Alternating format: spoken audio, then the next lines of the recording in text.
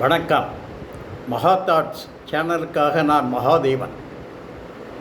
A writer's writings should reflect his personality என்று சொன்னார் Russell. But that personality should be worth reflecting என்று மேலும் சொன்னார் பெர்ட்ராண்ட் ரசல். இந்த இலக்கணம் அந்த எழுத்தாளரின்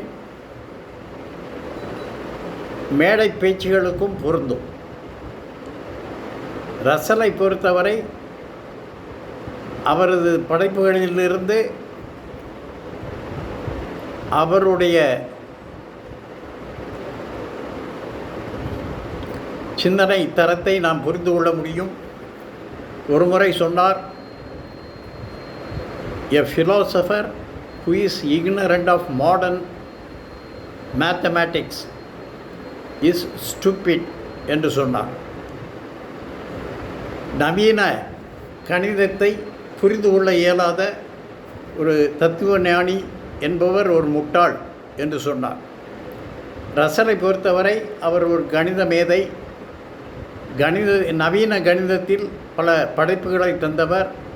ஒயிட் ஹெட் என்ற மற்றொரு கணித மேதையோடு இணைந்து த பிரின்சிபிள்ஸ் ஆஃப் மேத்தமேட்டிக்ஸ் என்ற புத்தகத்தை தந்தவர் பெர்ட்ராண்ட் ரசல். அத்தகைய தகுதிமிக்க ஒருவர் மற்றவர்களை விமர்சனம் செய்வதில் அர்த்தம் உண்டு. இன்னொரு இடத்தில் ரசல் எழுதும்போது, I tried to apprehend Pythagorean power by which number sways above flux என்று எழுதினார். பித்தகோரஸ்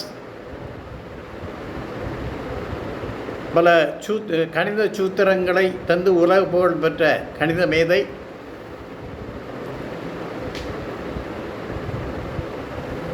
அவர் தரும்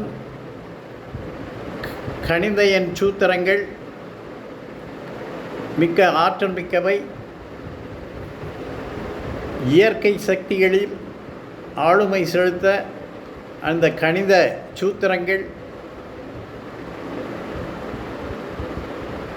ஆற்றல் பெற்றவையாக இருப்பதை அறிவேன். அந்த ஆற்றலை உணர்ந்து கொள்ள நான் முயன்றேன் என்று ரசல் எழுதியிருப்பார். ஆல்பர்ட் ஐன்ஸ்டீனை பொறுத்தவரை அவர் எழுதிய வாசகம் ஒன்று, There are two ways of living. One can live as if nothing is a miracle. One can live as if everything is a miracle என்று எழுதியிருப்பார் ஐன்ஸ்டைன். இந்த உலகில் எதுவுமே அதிசயமில்லை என்று ஒருவனால் வாழ முடியும். இந்த உலகில் எல்லாமே அதிசயங்கள் என்று நினைப்பிலும் ஒருவரால் வாழ முடியும். இந்த இருவகை வாழ்க்கை முறைகள் உள்ளன என்று எழுதியவர் ஐன்ஸ்டைன்.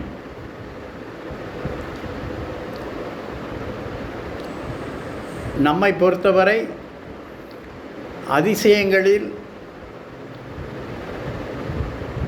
ஆழ்ந்து திளைப்பவர்கள் ஆன்மீகவாதிகள். ஆனால் அவற்றின் அறிவியல் கணித ரீதியில் அவற்றின் அதிசயங்களின் கூறுகளை ஆய்ந்து உண்மைகளை கண்டறிந்து உலகுக்கு சொல்பவர்கள் அறிவியல் விஞ்ஞானிகள். பெர்னார்ட் ஷா ஒரு புகழ்பெற்ற நாடக எழுத்தாளர். அவர் எதையும் வித்தியாசமாக சொல்லுகிற படைப்பாளி என்ற புகழ் அவருக்கு உண்டு.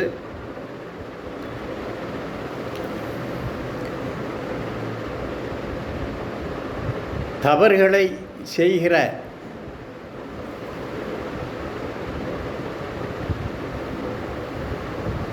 செயல் ஒரு மதிப்புமிக்க செயல், பயனுள்ள செயல். எதை விட என்றால், ஒன்றுமே வாழ்க்கையில் செய்யாமல் இருப்பதை விட அது ஒரு மகத்தான, தவறுகள் செய்வது ஒரு மகத்தான செயல் என்பார் Bernard Shaw. Love is the exaggerated difference between two woman என்று ஒரு முறை எழுதினார். இரு பெண்களுக்கு இடையே மிகைப்படுத்தப்பட்ட வித்தியாசம் காதல் என்று சொன்னவர் அவர்.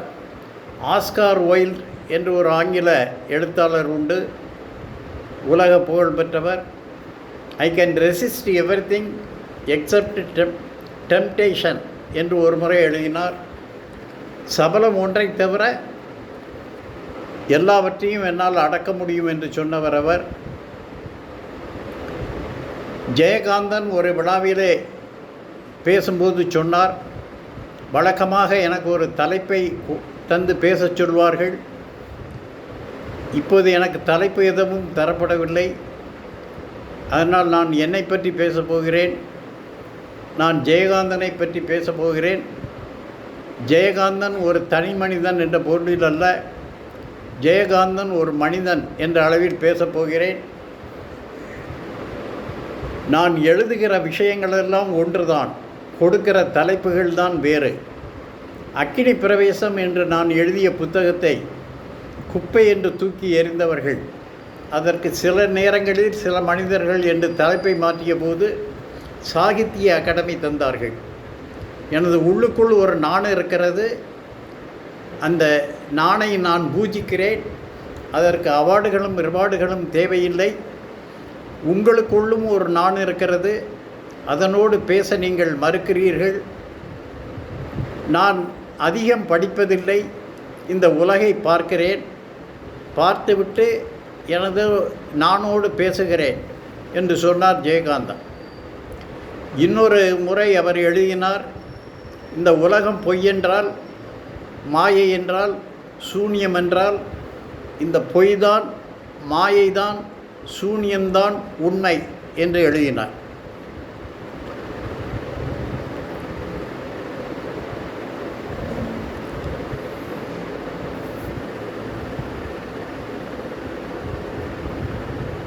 கலைஞர் கருணாநிதி தனது திரைப்படங்கள் மூலம்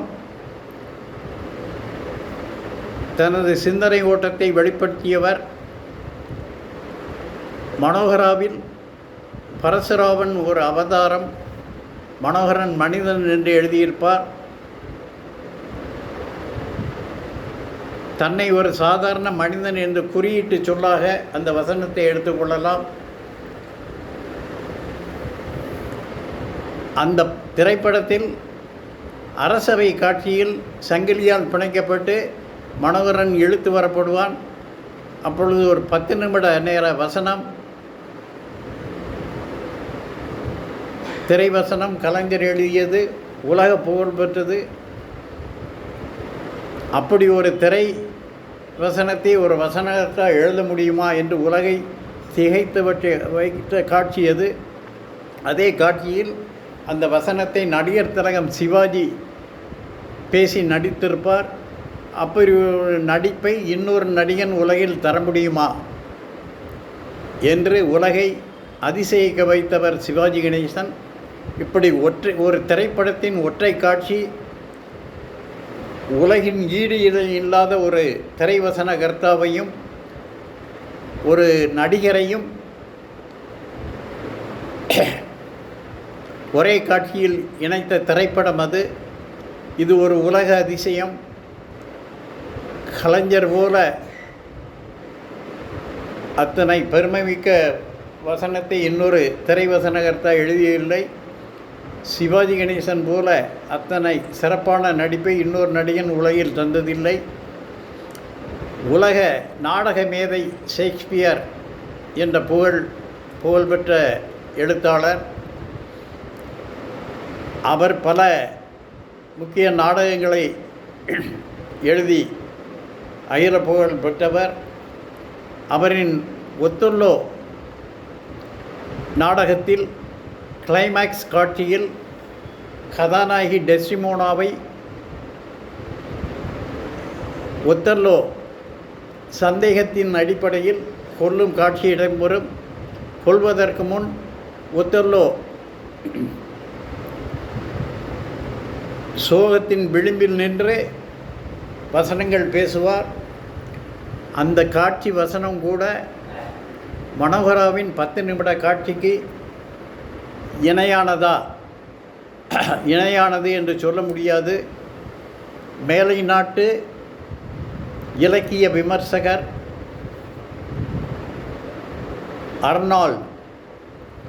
மேத்யூ அர்னால்ட் அவர் உலக இலக்கியங்களை உரசி பார்க்கும் உரைகளாக ஷேக்ஸ்பியரின் நாடக வசனங்களை எடுத்துக்கொள்வது வாடிக்கை.